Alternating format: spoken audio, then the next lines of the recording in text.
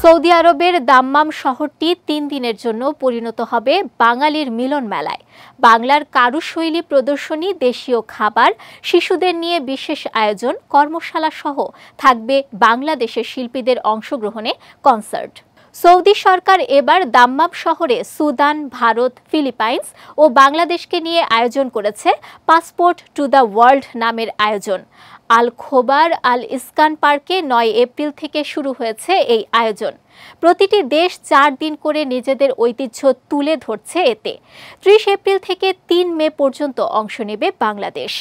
Passport to the world Bangladesh পর্বের কনসার্টে প্রথম দিন গাইবেন সঙ্গীতশিল্পী কণা, আকাশ মাহমুদ, শিল্পী আক্তার রিয়া ও ডিজে সাফা। দ্বিতীয় দিন ১লা মে গান শোনাবেন সঙ্গীতশিল্পী ইমরান মাহমুদুল, মোহাম্মদ মিলন, আয়শা জেবিন দীপা ও ডিজে সাফা। উৎসবের তৃতীয় দিন প্রধান আকর্ষণ হিসেবে থাকছে ব্যান্ড তারকা নগর বাউল জেমসের পরিবেশনা। এদিন তার সঙ্গে আরও গাইবেন বিউটি খান, আকাশ মাহমুদ, শিল্পী আক্তার রিয়া ও ডিজে সাফা। শেষ দিন ৩রা মে গান শোনাবেন সঙ্গীতশিল্পী মিলা, আরমান আলিফ, বিউটি খান ও ডিজে সাফা। ২০১৯ সাল থেকে সৌদি সরকার নিয়মিত আয়োজন করে আসছে রিয়াদ সিজন।